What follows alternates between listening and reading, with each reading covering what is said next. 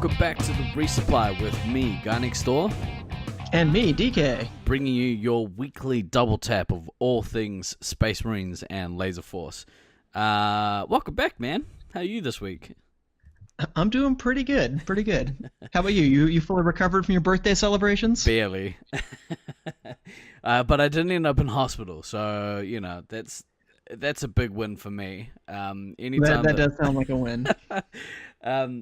I tell you what, the next day, I had a wee birthday party, and the next day, I was lucky enough to partake in some coffee and donuts for breakfast. So it's fond memories. I should say, I think back in Brisbane, you could only kind of look sort of longingly at the pastries and just say, yeah, whilst eating my shitty, like, oatmeal, or like everyone else is eating bacon and eggs and I've got oatmeal. Mean. That's one thing I hate, actually, is if you're lucky enough to go out for breakfast, but your diet restricts you from eating anything good. So I hate that shit. Anyway, so yeah, if I was told I couldn't consume coffee or I would die, I would strongly consider death. Oh man, I had to take a break from coffee. I drink one coffee a day at least. I love coffee, love everything about it. But like, basically they said no coffee for you anymore. So I went off coffee for like 6 months, and it was bullshit. I could easily give up booze and like fried food and spicy food. Don't care about any of that. But coffee, oof, that was a tough one. Tall order. Yeah, it was. So, something that's Laser Force related. Oh, right. That's what we're doing. You touched on last week about, you know, some of the stuff that we've got upcoming. Actually, before we dive into that, though, do you want to give a rundown of the information for Nationals this year? Yep. Okay. So everybody, start getting out your FOMO calendars, because Nationals is going to run in Detroit, or Clinton Township, I should say, from Right. July 22nd to July 26th this year, 2019. There's currently, at the time of recording this, like basically 10 teams that have confirmed, possibly more to come. So it's going to be a big one. Lots of new pals for you to make if you come and hang out. And you can come and hang out and make fun of my terrible podcasting voice if you want. Just come and hang out. But yeah, so we sort of touched, or you sort of touched on some things that we can kind of talk about. One of those things was how we prepare for a Nationals. You were saying that, like, you've had some people ask you about, you know, how it's done in Sacramento. Yeah, or at least how it was done in Sacramento once upon a time. Yeah. Another just a quick RIP for LTC once again. Yeah, miss you. Miss you, LTC.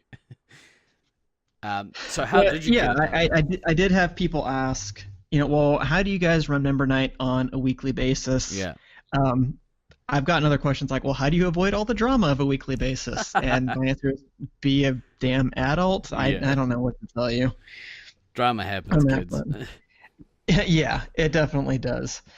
So, for one thing, if you are a site that's up and coming and stumbled across this podcast somehow, if you did, let us know how, because I really want to know that kind of information. Let's be fair, they would have turned this shit off like a bag of coffee and donuts. Very true. Yeah. But if you're looking for a place to start to get going with Space Marines, for one thing, I think that if you're running a site or you're trying to run member nights or things like that, one of the things that you have to get down is how to recruit players. And I will fully admit I was not as good about this in the last couple of years as I was, say, in the early 2000s when we were trying to put together a larger member base. But we did have some good involved members in Sacramento who were good at recruiting players. Disco, Aiden, Autumn, they were bringing people. Manette did a lot of our member outreach. She got a whole bunch of people to start coming from Friday nights to start crossing over to Mondays to start training them up when we were playing Space Marines. So it's really important to have just some members, or if you're really lucky, to have staff members who are going to be advertising the fact that, hey, there are some advanced games you can also play, and you should come do that. come play against people who are also good and not just smashing all the birthday parties all the time, you jerks. Yeah, get a hobby. Well, I guess it's a Yeah. hobby. Get a better hobby. Yeah, get a different hobby. So overall, I mean, you just kind of want to look for people who've been coming for a few weeks who maybe this is becoming sort of a standard Thursday, Friday, Saturday night kind of activity. You've seen them come back a couple of times, and obviously they're ripping off good scores, but it looks like they may be getting bored of the game. Mm, You tell them, hey, we do play some other games. Here's a chance to play some more competitive laser tag. So just getting them to come out the first time mm. is important. And also clarifying that, yeah, by the way, just how you've been smashing general public the last couple of weeks, you're probably going to get smashed the first time or two that you play Space Marines. Yeah. So please be open minded and don't get frustrated. It is interesting actually. Like it's hard for someone to come in and be, the big fish in their uh birthday party pond. Yeah. To come to like a members night where you have guys that have been playing for years and years, and it takes a special kind of someone to be like, you know what, I'm okay with this. I feel like this is something I want to be a part of, even though right now I'm getting my ass kicked. Yeah, it's and those are the people that obviously stick it out and become nationals players. Yeah, and we definitely have had players that have been like that. Mm. Virtually all the successful players were there at one time or another. So Yeah, things can get better over time. yeah, it really does. And like it's the old adage of you get player playing better people, which I think is true for most people. Some people don't. Some people stay shit forever, but but most people, yeah, the longer you play better people, the better you become. Yeah, but by the same token as well, things you can do to encourage people to come back, Mm, and all of us have been guilty of this at one time or another. Don't just completely scream at the new players because they don't know what they're doing in yeah, Space Marines 5. I know we've heard time and again that that's a persistent reason why people don't come back to member nights is they feel not only are they getting smashed, but they're not getting enough help from yeah, the advanced players. Which I mean is a thing kind of in any subculture that you belong to. You go to a new area where there are people who are much more experienced than you, it's going to take you a little while to work your way in. mm, But be as welcoming as possible to newer players. If you want your scene to grow, you have to intentionally grow it. yeah. And we've seen uh, at Auckland, we've seen numerous times where somebody who's been playing for a week, 2 weeks, maybe a month, who have done something or continue to do something, and somebody understandably gets frustrated, especially if a gun's just pointing around a wall, or they haven't got like a clean shot that they've put together yet, or whatever. Yeah, it's understandable that people get frustrated, but yeah, try Not not to keeping your take it gun out up. on. Oh, for God. Hashtag keep your gun up. But yeah, like it's not very productive to get shitty at new players, because the best outcome is that they're probably gonna leave.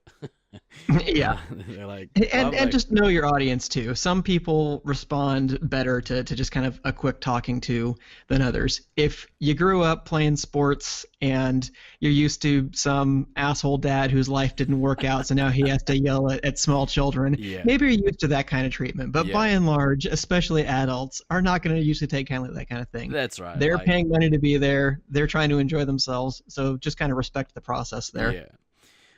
Um, I think, and we've touched base on it. I think one of the podcasts we did last year, but like having somebody like recruiting people was so important for the scene to get bigger. Like if you've got a staff member who's actively, hey, you be playing really well, like you should try some of our special games on a Monday or Tuesday with the regulars, or whatever the case might be. And you'll get some people that are, have that competitive mindset where they're like, what, that sounds pretty cool. Obviously going to get everyone, but having someone Yeah. there on a regular to recruit these people was also a massive one. Yeah, and an idea that I had floated for a little while, which we kind of developed, but never to the full extent I would have liked it, Yeah, is also having a sort of secondary training night for newer members. right. So that way they can start learning a lot of the basics. Because just going from standard games to Space Marines 5 is a complete culture shock. There Oh, are for sure. so many things you need to know in order to effectively play Space Marines 5. Yeah, We didn't play it like at all for about the first year that Sacramento was open. To the extent that we played competitive games, it was Space Marines 4, yeah, which again is like checkers versus chess as yeah. far as laser tag goes. I So think it took this. us a while to learn too. Yeah, I'm pretty sure it was the same in Auckland. Like they 2001, 2002 had like a fairly regular Space 4 contingent, so they played a lot of Space Marines 4, and it wasn't until the guys from Wellington came up and basically showed the guys up here how to play SM5. And at first they were like, "This is balls. Why would we want to play this? We could die out. This is dumb." Um, Yeah, and I remember the first couple of times that Space 5 was played in our field, there were definitely people who had the same attitude. yeah, I recall immediately thinking that, wow, this is such a more interesting, kind of better dynamic game. yeah, Um, but still, we didn't know a lot of things. Again, if people haven't heard the story, the entire reason that my team won the first Space Marines 5 league we ever played was because we were the only team who figured out how to double resupply, that you could actually do that shit. And we yeah, were doing it super old school, like, okay, on the count of three, we're yeah. both going to shoot the person at the same time. Like, oh One, my two, God, this three. is so archaic. um, yeah, there's a lot of people that I think were apprehensive, but I wasn't playing at that time, so I came in and Space 5 was sort of already well established here. There'd already been a nationals played at Auckland, so I Yeah, you're a missed all of newbie, it. man. Yeah, I missed all of that changeover. Fresh faced. 2003 wasn't that long ago. Yeah, to somebody like me and Than, yeah, you're a newbie. And to Yeah. somebody like Tragedy and Night Owl, I'm a newbie. So Yeah, I'm a fetus. things, yeah, I'm at least a toddler at this Yeah, point. yeah. Yeah, so the recruitment's quite a big thing. But like, is there anything that you guys would do, specifically as a team, when training for a nationals? Well, I think the earlier you can get your team together, the better, and run some actual practice games. Yeah, That's always important. And you don't want to run this into the ground because usually, if you're practicing, you have, say, an A team and a B team. yeah, Well, yeah, the A team is going to win most of the games, if not all the games. That's yeah, just to be expected. So you want to try to practice specific things. We were getting to a point right before LTC closed. We talked about running some specific drills on a week to week basis for these A versus B games. So that way we had something concrete we're actually trying to get down rather than just we need to learn how each other play. yeah, But things on like, okay, suppose that we run into a bullshit Taipan wall.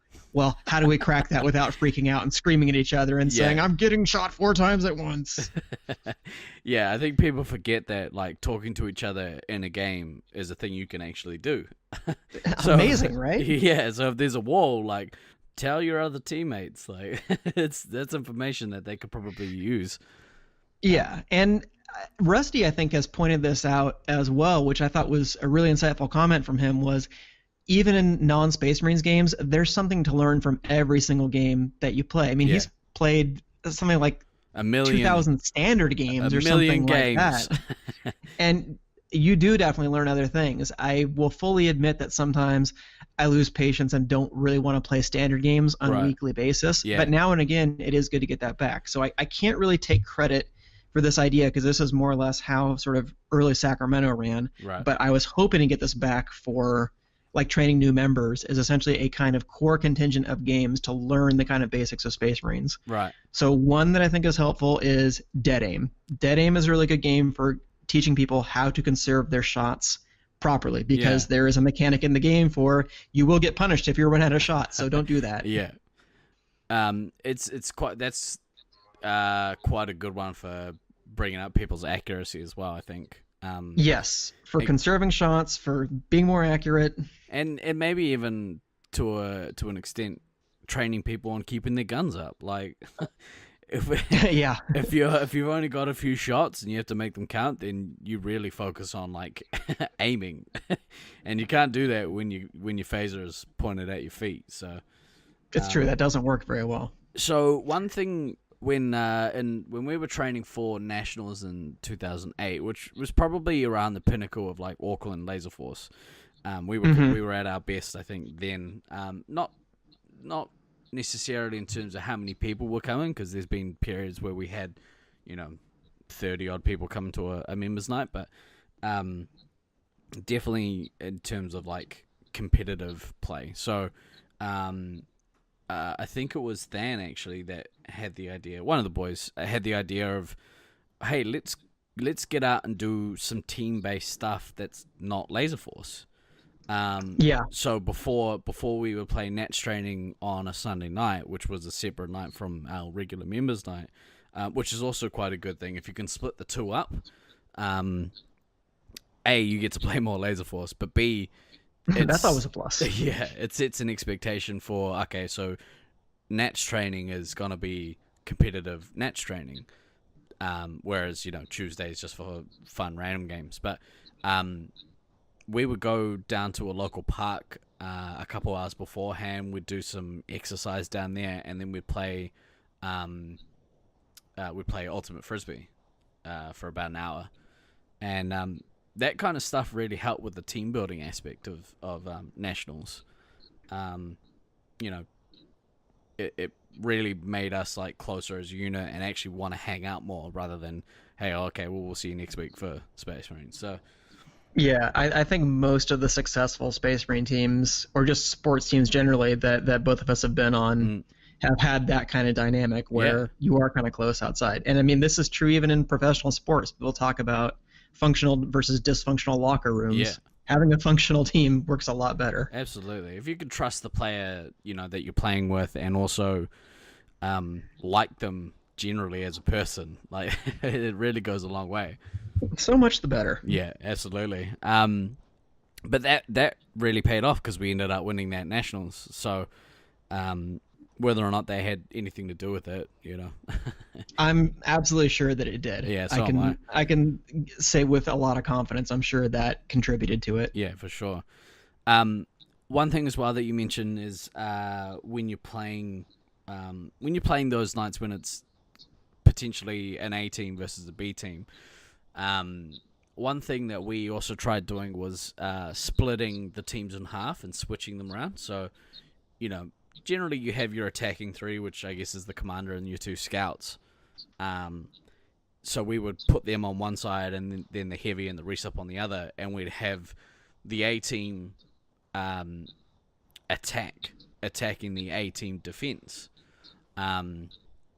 which was kind of good training for both, because you usually think that both sides kind of know what's going on. So it's good. That's pretty good practice as well. Trying to defend. Yeah, I think that's a great way to do it as well, because the more pressure that kind of your back line can face, the better integrated they're going to be. The medic will know where to go when they get under pressure. Yeah. The ammo will know when to put them down, when to pick up resets. The heavy will develop a better kind of coordination with them. Yeah. So I think that's a really good tool as well. Yeah. And again, it sort of breaks up the monotony of, just shit stomping the other team, and then they decide they don't want to play anymore. So it's like, yeah, but honestly, if anything, I think those kinds of training nights, if you do run full A versus B scrimmages, it's useful for A team to get to know how each other plays. I think it can be potentially more useful for B teams, because you are definitely playing against superior competition on a weekly basis, so you need to figure your shit out. Exactly. That stuff is going to help you a lot more. You will learn, I think, infinitely more from games that you lose than games that you win, because you definitely have things to identify. Okay, where did things go wrong? We were doing really well the first 2 minutes, but then something happened, so let's figure out where it went wrong. And if you can do that in a calm, rational way rather than just screaming at each other, you definitely can figure some things out. Yeah. Which, again, like going back to our specific Space Marines training nights, there's a weird calm when even, if one team gets stomped, nobody takes it personally, because the expectation is we're playing these games so that we can better from them. um, people generally weren't taking those bad beats personally, which can be Yeah. a thing. I think like if you're playing a members night, you only got so many games in a night, and you kind of want to win as much as you can of those games. And so when shit goes wrong, there's more pressure to play every game right, because you've got to wait a whole another week before you get to play Space Marines again. So Yeah, and I would say we encountered that a little bit when just we would kind of naturally rotate through positions. A lot of mm, times I would sort of manually break teams, but then we got the randomizer yeah, at long last, so that was always helpful. Or I guess it's not a randomizer; it's a team breaking tool in the software, yeah, which but on randomize is occasion, easier to say. yeah, Yeah, which on occasion still kinds of shits the bed and makes some really weird teams. yeah, But that also can be useful as well. But I know that's a situation run into like, oh man, I only got this one commander game this night and all these things went wrong. I didn't get to yeah, do anything that I wanted, and that can be frustrating. yeah, So getting out of that is also helpful. yeah, for sure. And I guess like when you are training, generally people have an idea of what position they're going to be playing at nationals. So if you get to, it's not a big shock if you're the resupply that you're going to be playing a lot of resupply that night. And if you go in with that mindset, then it's not such a big deal. Rather than feeling like you missed out at members night or Yeah. whatever. Yeah, and getting ready for the hottest of takes here. If you enjoy playing resupply, you'll probably play it better. Yeah. um, I'm not sure why people have an issue with playing resupply.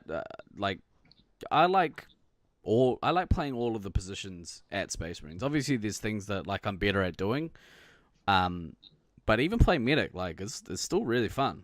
Especially if Yeah. if you like the players that are next to you, then playing in a resupply is actually enjoyable.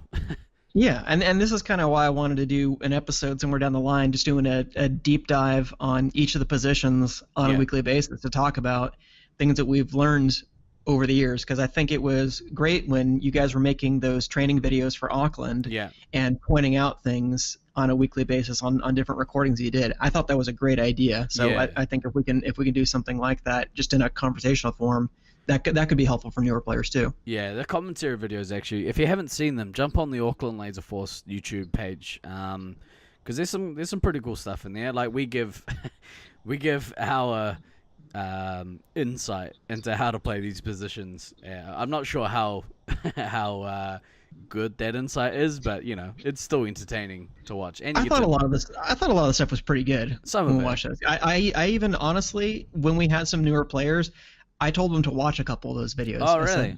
said I said there are some interesting things that are brought up here about things you need to watch for Yeah, in specific positions. That it's easier for me to explain that way because I can point to a video versus when we're in the middle of a game. yeah. I'm not standing over your shoulder the whole time, so I can point out things that I see, but not necessarily things that I don't see. Yeah, for sure. Shout out to Dimmy for making those happen too, because he put a lot of work into all of the videos on that site. There's some pretty cool ones actually. The first person games, I guess, are really interesting to watch, and some of them are pretty dark. But we started playing with the house lights on, so in some of them you can actually see what's going on. Yeah, but he did a bunch of work on those, so thanks for that, man. Appreciate it. Yeah, I was looking forward to having my turn, but then Josh came in late and Sanch killed me, and I got mad. What, at Sacramento? Yeah. Yeah. I would like to do, because I don't think we did any for Brisbane. I think the Amaze is a little bit too dark because, yeah, you can't really play with the house lights there. But maybe in Yeah. Detroit we'll play some. We'll get some first person recordings done.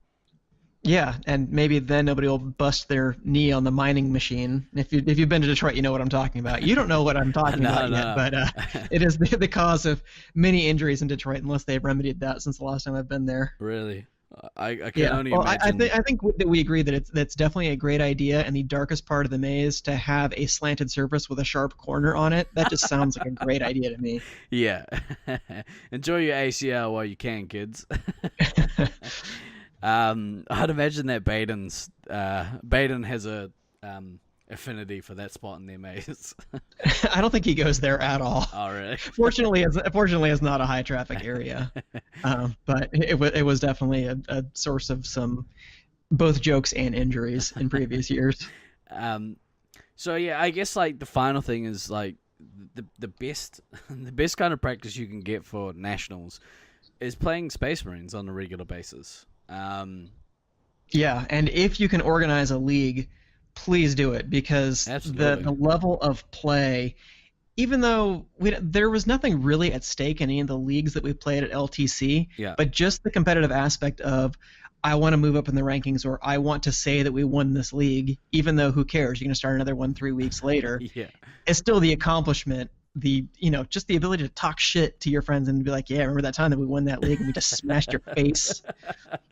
Yeah, I mean, like winning anything is obviously nice. Like winning a game of Space Marines feels really good. So if you could do that in a competitive setting, like you should absolutely do it. Obviously, Brisbane do it on a regular basis, and look how good they are. So Yeah, it's not by accident that they're so good, folks. It's because they are used to being in competitive situations yeah, week after week, so they know what the pressure games are like when yeah, you're facing elimination, quite literally, and you need to be able to play well against opponents who are just as good and just as creative as you are. yeah, So that's and exactly. I know for a fact based on some of the members that we've trained that they made such a huge leap after we played a league. Yeah, it's I guess it's the same thing. Like generally, people get much better after they play at a nationals because it's basically the best form of league Yeah, there is. Um, but yeah, so if you could play in that highly competitive environment on a regular basis, you should absolutely do that. But maybe do it in a way that you're not sacrificing your members' night at the same time. I don't know. Like I would feel again, I'm more inclined to play as much Laser Force as I can during a week. yeah. So if you can have 2 nights, if you have that luxury, awesome. But if you can only get the one, maybe do a league for 6 to 8 weeks or something. Yeah. And And go back and to if you socials. are and if you are somebody who's in a position to recruit more members, go to those Friday night, 3-hour blocks or Mm. whatever your site kind of runs. Keep an eye out for the better players, just kind of chat them up a little bit or talk to the site's manager, the site's owner and say that, you're interested in trying to help the members develop a more competitive scene because a lot of times they're actually more responsive to that you might think. Yeah, I think like because it's not really at the forefront of their minds from a staff perspective. Like their concern is, all right, bring people in and then take their money and then make sure they don't break anything. So if you could take some of the stress of recruitment away from the staff member, then that's really a good thing too. Yeah. Yeah. Make sure that you prove to the business that you're an asset because good members really can be an asset to the business because Yeah, they want to see it succeed as well. as much as bad members can be a liability for them, because Yeah, yeah, that's the unfortunate backside to that, I guess. yeah, there are So, there are some people that do some dumb things that cost the owners and kind of tarnish the good name of the rest of us. yeah. So be a good member. Don't be a bad member. um, was there anything else in terms of training you could probably recommend? I guess. Well, okay. So let's see. So we talked about dead aims. The kind of the other program of games that I would run people through is dead aim, gladiator, at least to some extent, to kind of get used to the lives dynamic. Right. Highlander can be interesting because it teaches people about missiles and about just the heart pounding terror of when you're being locked and about to be destroyed out of a game. I, by and large, actually am not a huge fan of Highlander as a game format, but Yeah. it can be useful for those kinds of situations. Sure. You could also use shadows to teach missiles, Yeah. but I think those are all good, important building blocks. And then if you can give people a little bit of Space Marines 4 experience, even if it's only maybe for a handful of games, Mm. so you understand that there are different positions, there are different roles you have to fill, Yeah. and you need to be responsive to your resupply and things like that. Yeah. Those can be really helpful once you jump into Space Marines 5. So one other thing I could probably touch on as well is if you are attending a nationals tournament, try and get into the site like a couple of days early. Um, they might you might have to play around the around other people, but the more time you get to practice in the maze that you're going to be playing a week of Space Marines, and the better. Obviously, that's a last minute kind of training thing where you already know how to play the game. Your team's probably done a little bit of practice before you turned up, unless you're Sacramento, in which case you're homeless. Um, but, Add a little more salt to that wound, please. yeah. But yeah, if you can turn up to a site and get a few, a few casual games in before the tournament starts. Obviously, there's usually the practice night, but yeah, get in early and try and try and get used to the maze as fast as you can. Because learn that field. Yeah, that'll go a long way. And not just learn how the maze plays, but learn the different names for the parts of the maze. Because obviously, Space 5 has a lot of communication aspects to it. So the quicker you can tell people where your opponent is, the better.